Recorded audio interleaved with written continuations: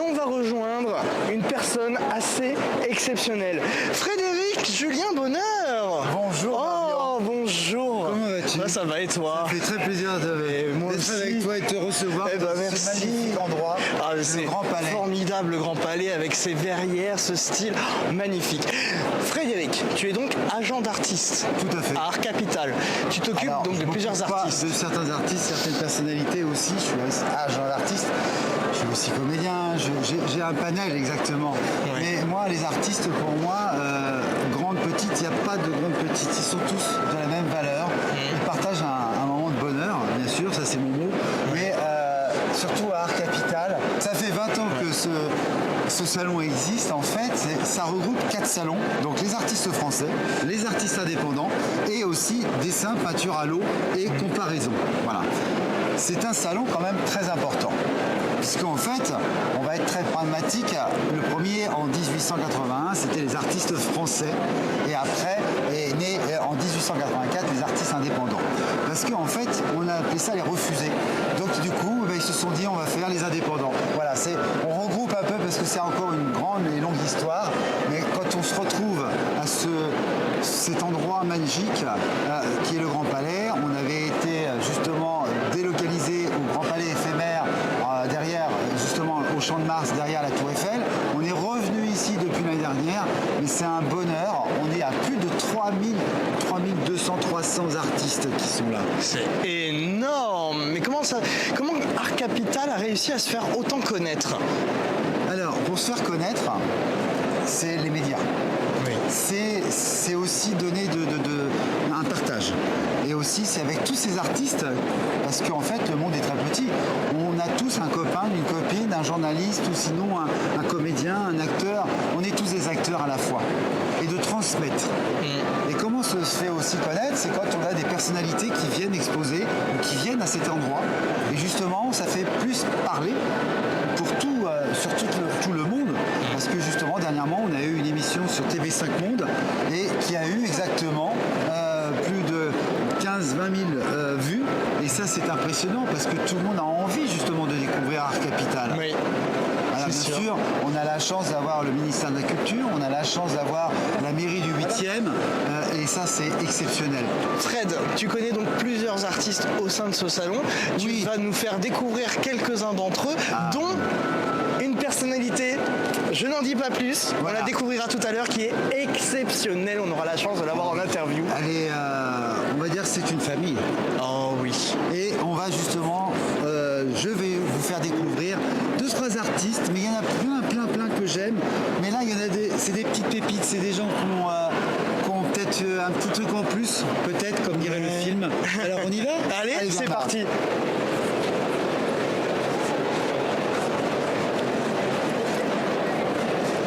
Par Catherine. À l'instant même de Catherine. Mais qui est Catherine? Catherine Sénéchal, c'est une femme avec un grand cœur qui a exposé justement au ministère de la Défense aussi. Elle a exposé dans pas mal de galeries, elle a exposé dans pas mal d'endroits en France, même à l'étranger. Mais c'est une femme tellement ouverte. Ouais. C'est une femme avec un cœur. Dans ses peintures, en fait, elle nous transmet le savoir-faire. Eh ben, allons la rencontrer. On y va. Et rencontrer ces magnifiques œuvres. Donc Fred, tu voulais nous emmener voir Catherine. Bonjour Catherine. Bonjour.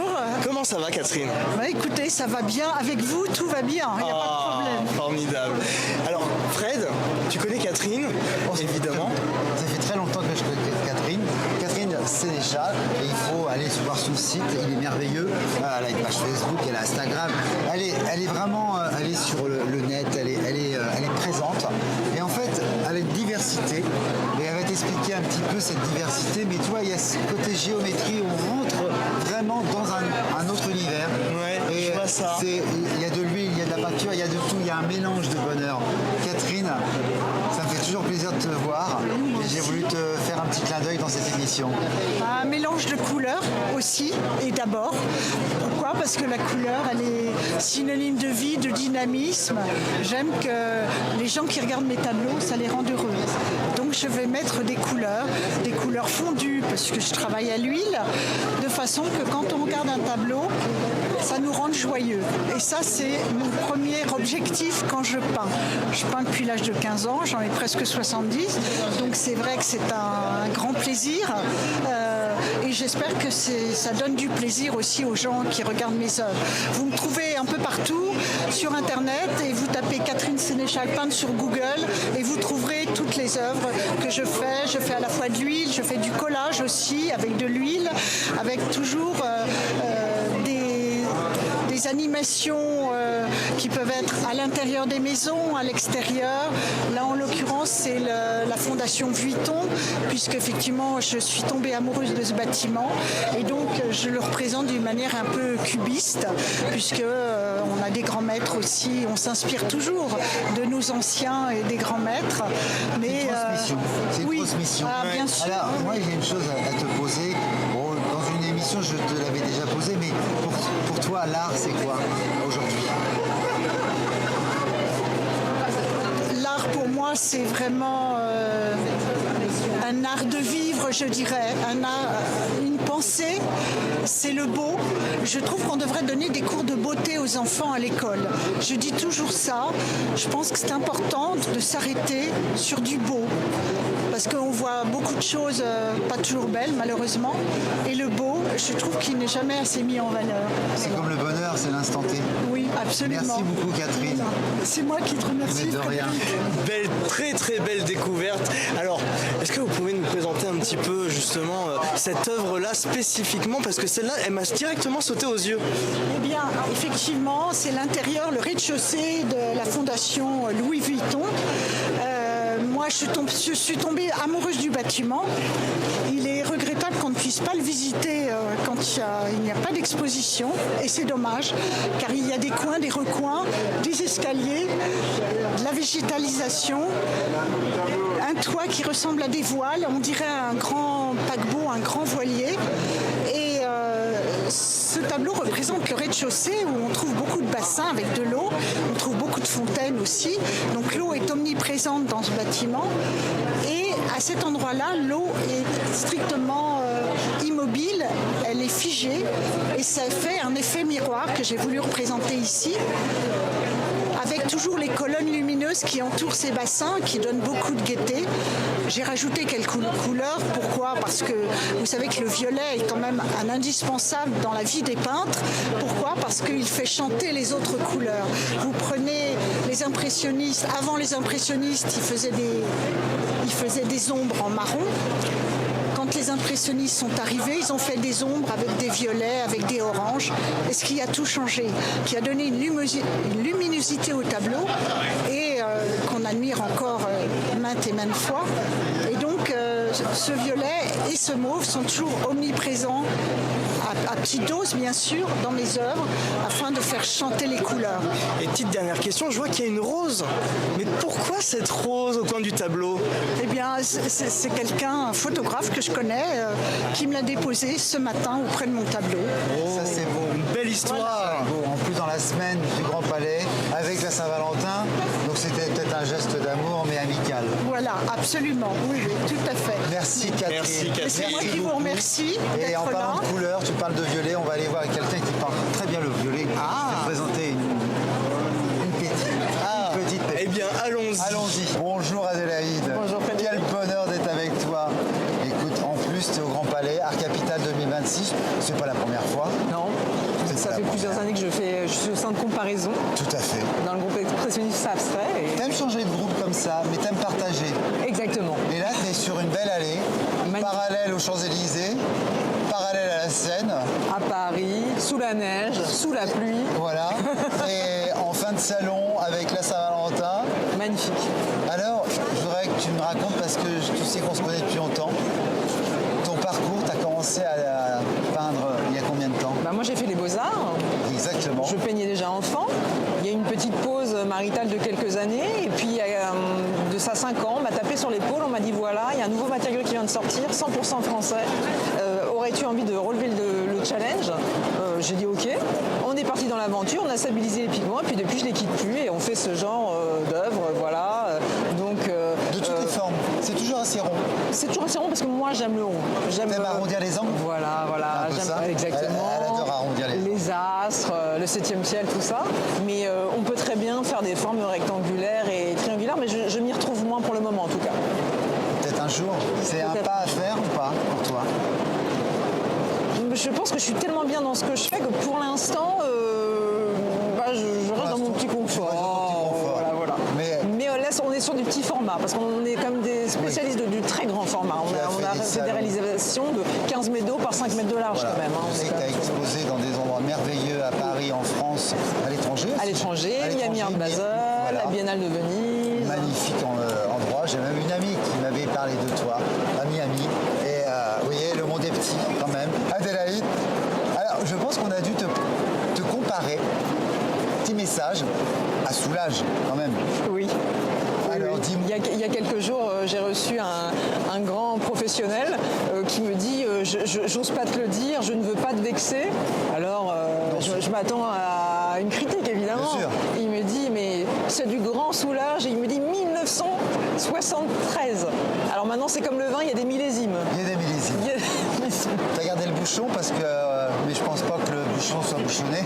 J'ai gardé la capsule. T'as gardé la capsule. Et c'est ça qui est beau. Voilà. Alors je t'adore parce que t'as beaucoup d'humour, t'as beaucoup de passion.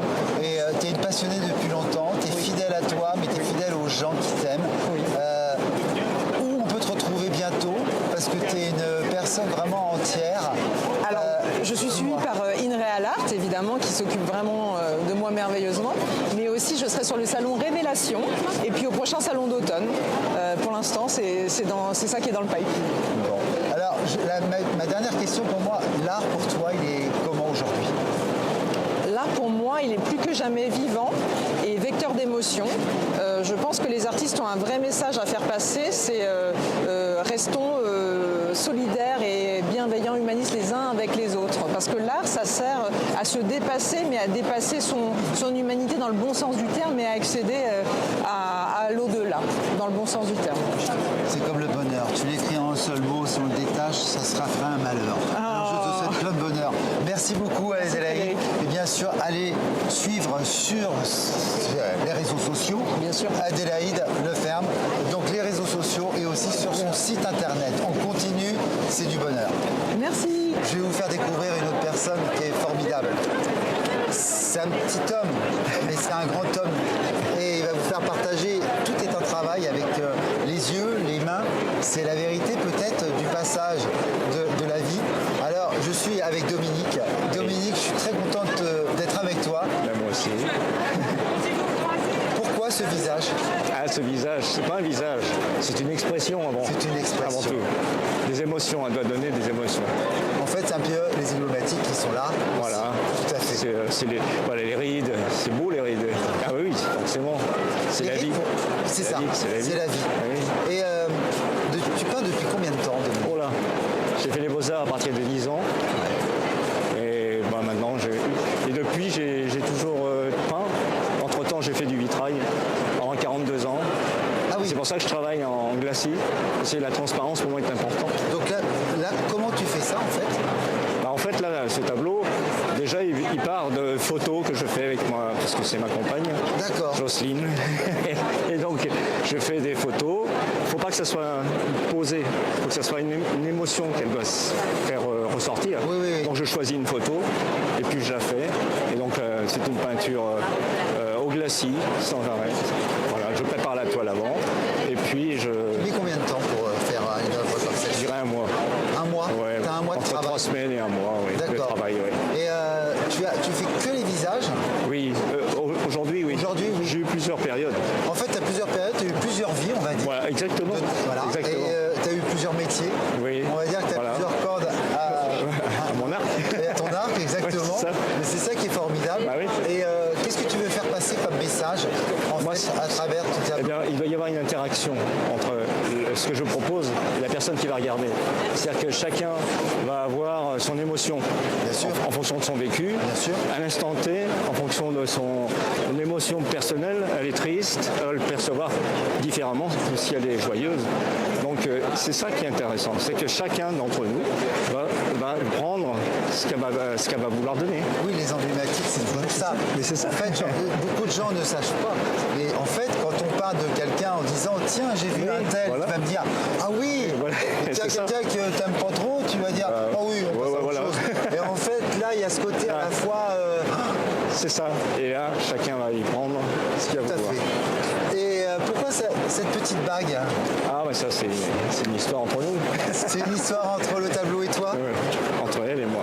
Voilà, tout à fait. C'est ça. Je veux le même avec ma main. Je te remercie beaucoup, Dominique. je t'en prie. Allez le suivre sur son site.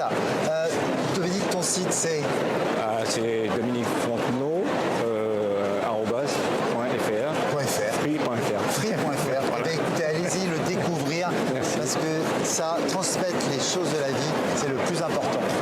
On continue. Merci. Merci. Jean-Paul, merci de nous accueillir. Avec plaisir. Quel bonheur, hier on s'est vu pendant les 4 jours de salon, et tu fais des œuvres monumentales. Alors, que représentent en fait ces œuvres? Puisque c'est vraiment, en fait, on peut faire on peut faire tourner la vie avec ça. On peut faire 10 000 façons de voir la sculpture, il y en a même peut-être plus. Il y a un monsieur qui était scientifique ici qui est passé, qui m'a expliqué, etc. Voilà. Ici, ça représente une femme. De l'autre côté, tu vas voir son corps en transparence, son corps nu en transparence. Mais si le cœur t'en dit, si tu veux transformer ça en autre chose, vraiment autre chose, tu mets tout en désordre. Tu vas obtenir, dans ce cas-là, une structure qui est tout en désordre, mais qui va finir par faire une sorte de volume très important, beaucoup plus important que la matière. C'est un arbre, c'est aussi un escalier en colimaçon. Ça peut être... Ça peut être tout ce qu'on peut imaginer. Exactement. Les enfants savent très bien faire des escaliers avec ça, mettre le doigt et ils foncent. Et après, ils se rendent compte que ça tourne. Tout ça, La ça vie, tourne. elle tourne, mais la vie Voilà. est belle. Alors, cette fabrication, elle est en plexi. Ça, c'est du plexi, oui. Voilà. Mais ça, Alors, tout est fait, pas la machine, tu l'as fait pas toi-même. du tout. C'est moi qui fais, c'est pas la machine. Je n'ai pas de grosse machine. T'as pas, Non. Tu fais tout toi-même. Voilà. J'achète ça en plaque, en très grosse plaque, très grande, que je découpe et que j'assemble et que je polis et que je gratte. Chaque élément, chaque lame qui est là, pleine de poussière, chaque lame passe au moins 20 fois dans mes mains. Alors, Pour être découpée, pour être travaillée. surtout travailler. Le savoir-faire, c'est bien, le faire savoir, c'est encore mieux quand on sait le dire. Juste une chose, Jean-Paul, Oui. je voudrais te demander une chose. Tu vas pas à ton travail, tu vas à ta passion. Absolument. Ça a toujours été ça. Qu'est-ce que c'est pour toi l'art d'aujourd'hui? Je sais pas. C'est très égoïste, mais moi, je suis mon idée. J'ai une idée la nuit. Le matin, je la mets. J'essaye de la mettre en relief. En relief, en application. Et c'est souvent comme ça que ça marche. Je laisse aller ce que je trouve.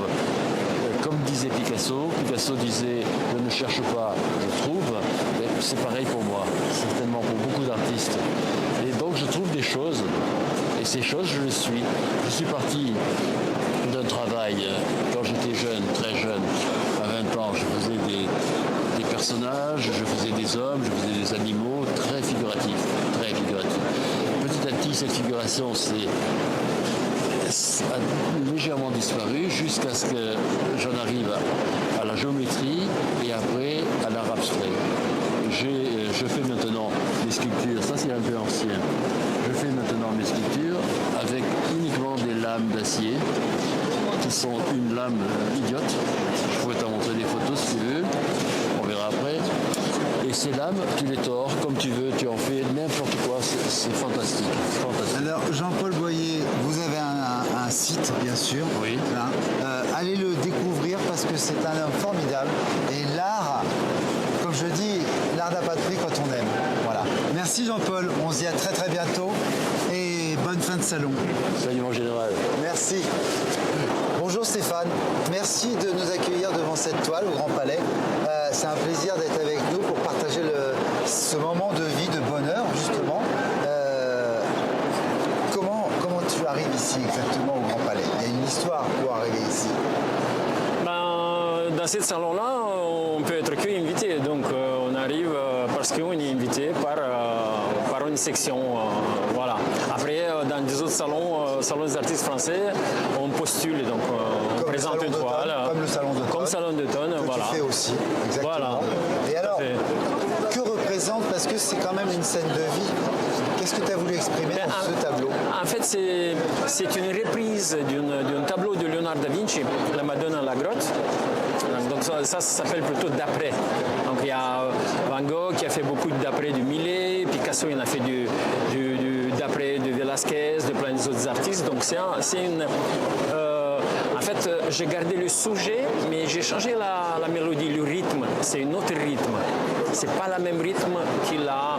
Pour moi, la peinture, c'est la musique d'abord. Donc c'est le rythme qui fait le tableau. C'est pas les paroles. L'image, c'est les paroles.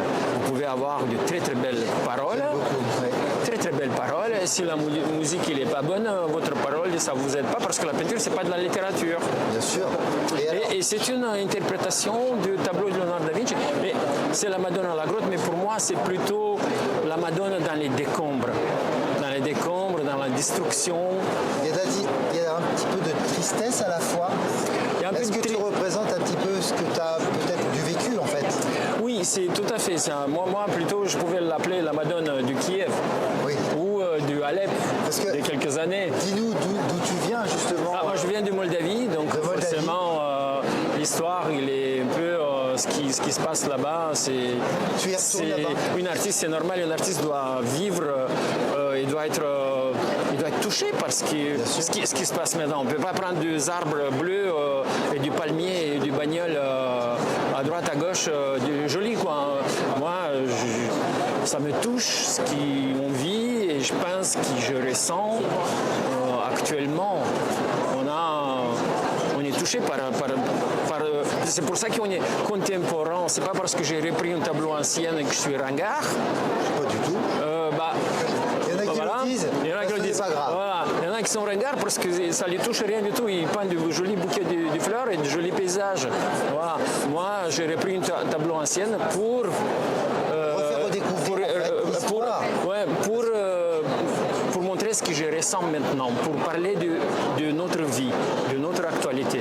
Tu as commencé en quelle année en fait à peindre? Moi j'ai commencé à 10 ans, donc 10 ans, voilà. J'ai commencé tout petit à l'école internat. Donc, tu as vu ouais, oui, je suis assez, on peut dire,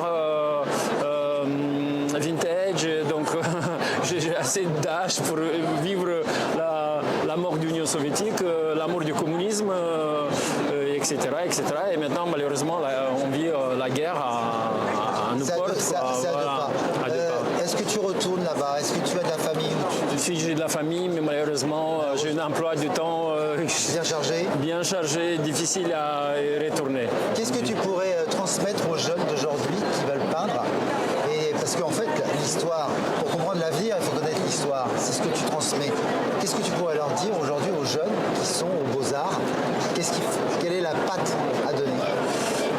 Il faut qu'ils apprennent la peinture, parce que la peinture c'est un langage, il faut apprendre le langage pour pouvoir peindre de façon ce que l'artiste ressent lui-même. Bien sûr. Voilà, donc si la peinture n'est pas originale, vous êtes un copiste ou vous êtes vous copiez vos profs. Voilà quoi. Donc pour être moderne, contemporain, il faut peindre ce que vous ressentez et il faut développer son propre langage. Mais le langage, c'est toujours le rythme pour moi dans la peinture. Alors, Stéphane, combien de temps pour créer cette toile? Combien de temps tu mets? En fait, moi je peins très très vite. Vous imaginez, j'ai 55 ans de peinture derrière moi. Donc je fais Beaux-Arts de Moscou aussi en même temps. Et j'ai fini Beaux-Arts Beaux-Arts avec Mission Excellente, donc forcément, je n'ai pas de problème technique. C'est le ressenti. En fait, cette toile-là, c'est une toile où j'ai battu le record de peinture non-stop. Donc, je l'ai peint pendant 24 heures, sans m'arrêter, sans dormir, sans manger. Évidemment, un peu de café, tout ça. Donc, c'est une toile. En même temps, vous posez une bonne question. Je suis content de vous répondre. C'est une toile que je l'ai fait en 24 heures, sans m'arrêter, sans manger. 24 heures de quoi? De bonheur? 24 heures du bonheur. Moi, quand je sens quelque chose, il faut que ça aille vite. Stéphane Viau, je te remercie beaucoup. Mais après le temps, excusez-moi de m'interrompre. Après le temps, c'est rien à voir avec l'œuvre. Picasso, il disait combien de temps, quand il demandait combien de temps vous avez peint une œuvre, il disait 5 minutes plus toute ma vie. Donc l'expérience qu'il y a derrière, 24 heures, c'est même beaucoup. Hein. Le temps, c'est du bonheur. Ouais. Exactement. Merci beaucoup. Merci à vous. Et bonne fin de salon Art Capital. Merci. Merci.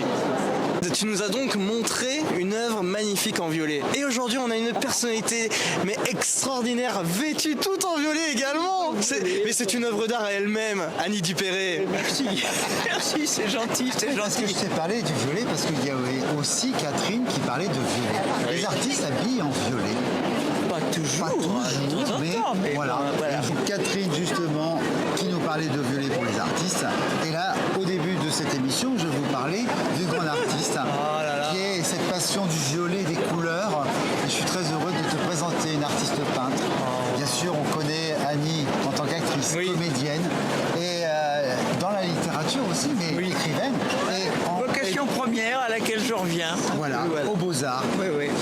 Alors, Annie, justement, Marion voulait te poser une question sur cet art. Oui. D'où vient cette inspiration? Alors, cette inspiration, elle vient tout simplement que j'étais 2 ans aux Beaux-Arts de Rouen. À 15 ans, à cette époque-là, on pouvait le faire. On pouvait atteindre une école niveau université avec un vague niveau BEPC. Et donc, j'ai été pendant 2 ans en études générales, puis j'allais rentrer en section peinture avec mon maître Robert Savary, que j'adorais. Et puis, j'ai été prise au conservatoire en même temps. Et je crois que ce qui l'échange, le travail avec les copains, la troupe, tout ça m'a embarqué parce que la solitude de la peinture m'a fait peur. Mais j'ai jamais lâché. J'ai jamais lâché. Et puis voilà, bonjour monsieur. Bah oui. Et puis ça reprend. Voilà, j'ai décidé de reprendre et je les montre pour la première fois de ma vie. Jusque-là, j'avais résisté à montrer mes toiles parce que je me disais, par respect pour ceux qui ont consacré toute leur vie à leur art, je ne veux pas m'arroger le droit d'exposer. Voilà. Je suis quelqu'un qui peut faire de jolis tableaux. Oui. Mais maintenant, je vais m'y remettre. Ah, mais je compte bien vous revoir l'année prochaine, Annie. Hein. D'accord. Il y a intérêt. Hein. Il y a une chose que je vais te demander, Annie. C'est 5 jours à Art Capital. Oui. Nous sommes le dernier jour. Quelle est cette impression, cette osmose en fait que tu as? C'est impressionnant. Impressionnant, extrêmement inspirant. Inspirant. Extrêmement inspirant. Là, j'ai vu, tu vois, des choses magnifiquement professionnelles. J'ai vu des choses très, à mon goût, très jetées. J'ai des trucs que par exemple, effectivement, qui ne sont pas de mon... Mais ça fait rien. C'est des contrastes comme ça. Et là, je viens de rencontrer un monsieur qui n'a jamais appris à peindre de sa vie, qui a fait un chef-d'œuvre. Et il s'est dit à sa retraite, je vais me mettre à peindre. C'est beau. C'est magnifique. Et il a appelé ça hymne à la vie. C'est d'une splendeur. C'est une splendeur. J'ai dit, c'est absolument extraordinaire. Alors, il y a une autre question que je voudrais te demander, que je demande souvent aux artistes. C'est quoi l'art pour toi aujourd'hui? L'art, c'est ma vie. C'est ma vie. Ça, c'est ma vie. Ça, c'est une belle réponse C'est une belle quand même. réponse. Et ça résume bien ta vie, c'est sûr. Voilà. Ma vie. Merci beaucoup, Merci, Annie. Merci encore. À très bientôt. Surtout sur Art Capital 2027. On vous attend pour l'année prochaine. Et surtout, ne soyez pas sages, partagez le bonheur. Et l'art est en vous. Ciao.